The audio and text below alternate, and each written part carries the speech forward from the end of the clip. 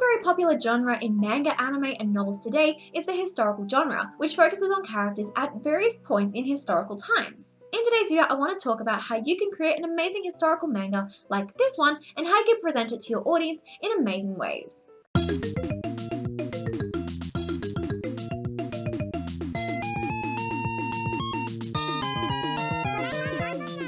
If you don't already know me, my name is Vinay Cross, and on this channel I dedicate all my videos to helping you turn your manga into a masterpiece.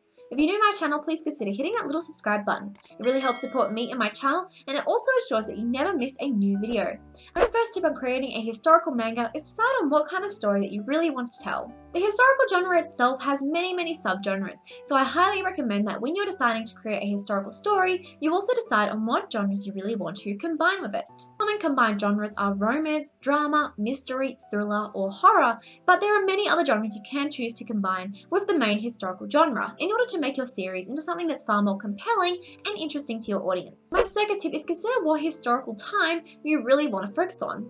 There are many times in history, and each time in history can provide different types of plots and subplots in your story that can really help it make your story more interesting and memorable. Here is a list of historical times that you might want to consider in your manga, comic, or novel creations. You might want to write a story based off the Stone Age, ancient Egypt, ancient Greece, the Roman era, the medieval era, the Viking era, Tudor times, Victorian era, the Industrial Revolution, the First or Second World War, or even a more modern time such as the 50s, 60s, 70s, or 80s. My third tip is focus on a unique aspect of your chosen historical time. There are a lot of tropes in historical fiction, such as in romance historical, there are usually characters from two different social classes trying to be together and to build a romance. Now, I'm not saying you have to avoid tropes completely, however, I do recommend that when you're creating a historical story, you try and find unique aspects of each historical time because I feel like there's so many interesting and unique aspects of different historical times that I feel like really need to get more recognition when people are writing historical fiction. So when you are creating your historical stories, see if you can not only take regular tropes and see if you can put your own unique spins on it, but also try and focus on unique aspects in each historical time and consider how you could present that to your audience. I recommend choosing a point in history and a unique historical aspect that really interests you personally, because when you have a personal interest in that historical time, it's going to make it a lot easier for you to actually research it and use those topics in your book and present it in a way that makes it interesting to your audience also.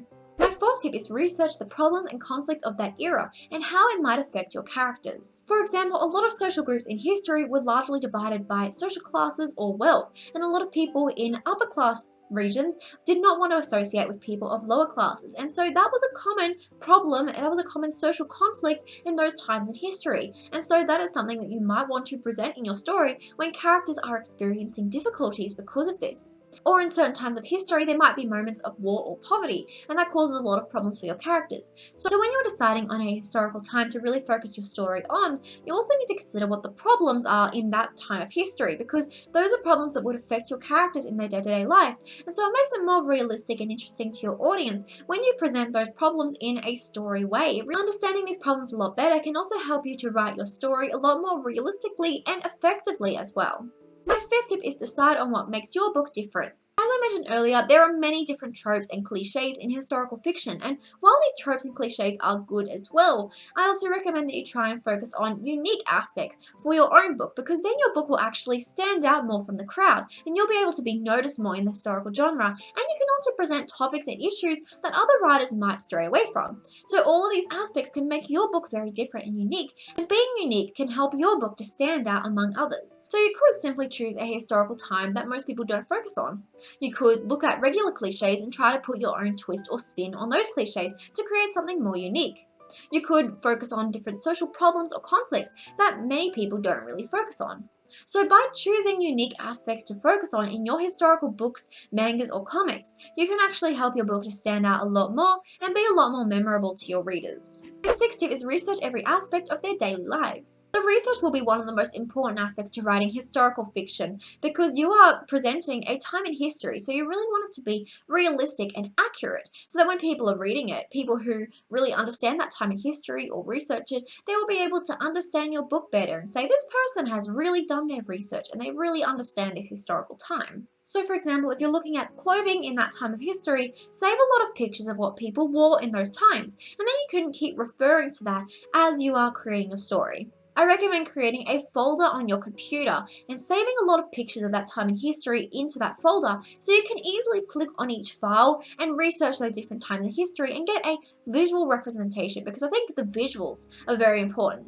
When you are researching the aspects of your characters' daily lives, here are some topics that I recommend you look into. Look at the social classes, the gender norms, the common problems and struggles, work, the economy, finance and currency, leisure and fun, the education, social etiquette and manners, hygiene, food, culture and beliefs. I also highly recommend that you read books or watch movies of your chosen historical time, because usually those authors actually go through a similar research process that you do.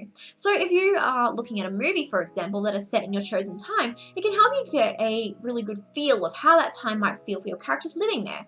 And then it can help you to see all of those little aspects of daily lives that might be a little bit harder for you to research. And you can gain ideas from all these different resources to help you present your historical fiction a lot more easily.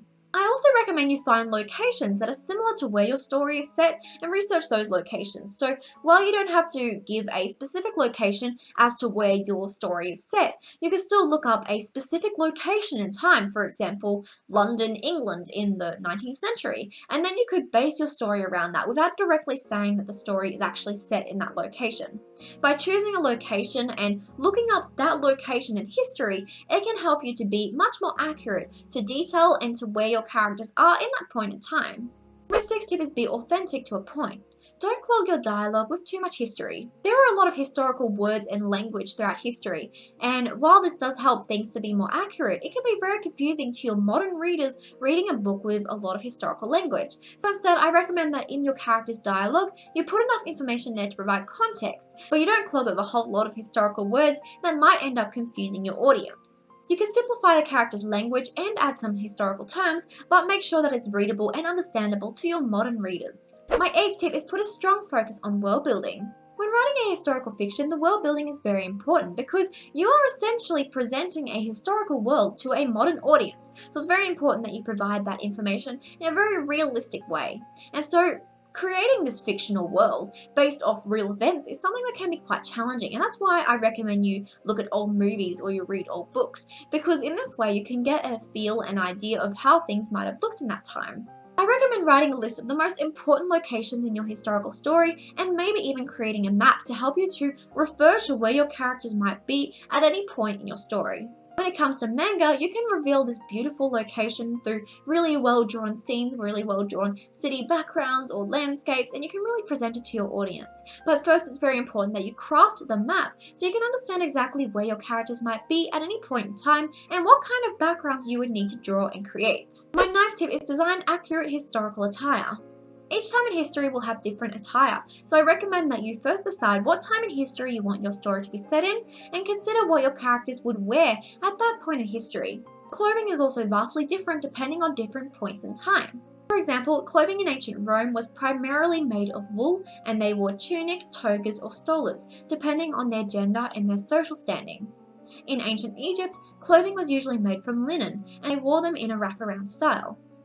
In the Victorian era, the clothing differed vastly for each class, but they usually had special boning, sleeves, and fabrics. I recommend you look at clothing for your chosen historical time and really add those pictures to your reference folder to help you to refer to them as you are designing your character's outfits to help them remain accurate to your chosen historical times. My ninth tip is imagine your characters in motion. People in different points of history actually move in very different ways from how people move now.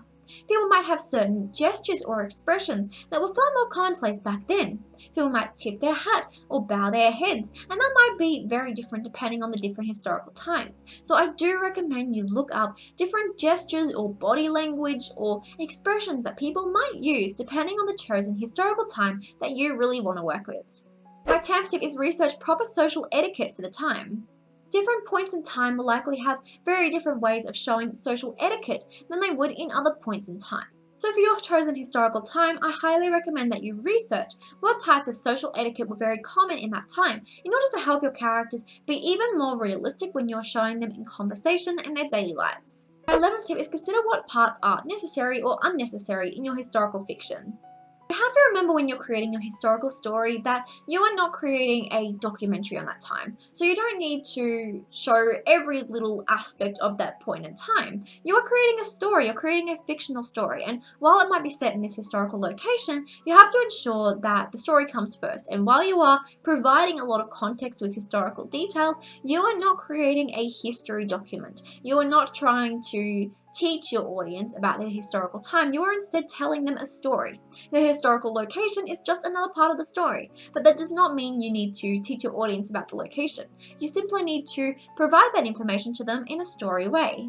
In the case of a novel, you don't need to describe the exact type of wheel that's on a carriage, or the exact type of stitching that's on a dress, or the exact type of doorknob that's on the door. You don't need to do that, that just clogs it with a lot of details. Instead, focus on the points in history in that time that are most relevant to the story you're telling, and focus on those aspects the most. Remember that you don't need to clog it with a whole heap of historical details. You are not writing a documentary about the historical time, but you are telling a fictional story that is set in that point in history. And so, while the details need to be realistic and accurate to that point in time, you don't need to teach your audience about every little aspect of that historical moment.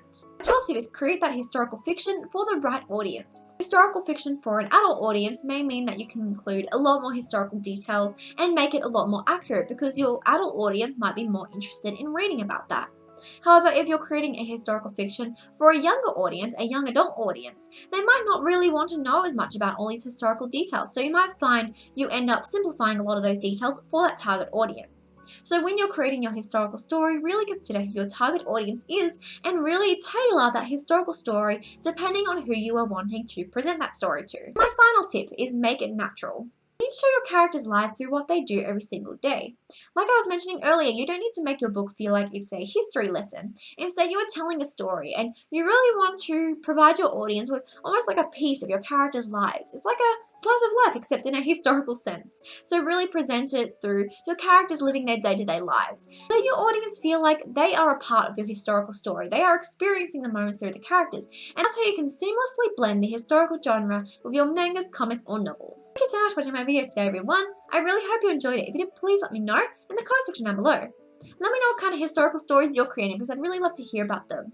Feel free to chat with me on any of my social media at @cross because I always enjoy hearing about the projects that you're creating. Again, thank you so much for watching, and I'll see you in the next video. Bye!